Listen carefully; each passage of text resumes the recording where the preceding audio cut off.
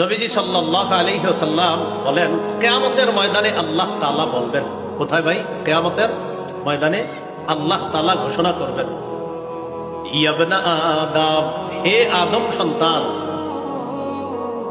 মারিতু ফালাম তাউদনি, আমি অসুস্থ হয়েছি, তুমি আমাকে দেখতে আসো নাই। আল্লাহ বলবেন, ক্বালা ইয়া রাব্বি কাইফা আউদুকা ওয়া আনতা রাব্বুল আলামিন, আল্লাহ আপনাকে কিভাবে দেখতে যাব? আপনি না বিশ্বজগতের রব, আপনি কি অসুস্থ হন নাকি? আমি আপনাকে কিভাবে দেখবো? আল্লাহ, আপনি তো বিশ্বজগতের রব, আপনি তো অসুস্থ হন না। আল্লাহ তাআলা বলবেন, আমা আলিমতা আন্না আবদি ফুলানান মারিদা, তুমি কি জানো না আমার অমুক বান্দা অসুস্থ হয়েছে? ফালাম তাউদহু, তুমি তাকে দেখতে যাও নাই।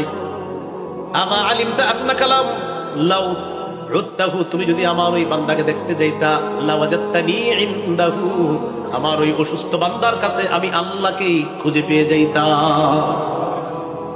আমি অসুস্থ হয়েছি, তুমি দেখতে আসো নাই। বান্দা বলবে, আল্লাহ আপনি বিশ্ব জগতের রব, আপনাকে কিভাবে দেখতে যাব? আপনি কি অসুস্থ হন?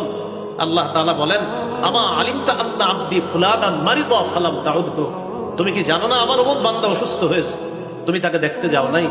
আমা আলিমতা আন্নাকা লাউ উদ্দাহু লাওয়াজাদতানি ইনদাহু, তুমি কি জানো না যদি ওই বান্দার কাছে তুমি তাকে দেখতে যাইতা, তার সেবা শুশ্রূষা করার জন্য যাইতা, তাহলে তার কাছেই আমি আল্লাহকে খুঁজে পাইতাম। সুবহানাল্লাহ। রোগীর সেবা শুশ্রূষা যেন আমরা করতে পারি, আল্লাহ তৌফিক দান করেন।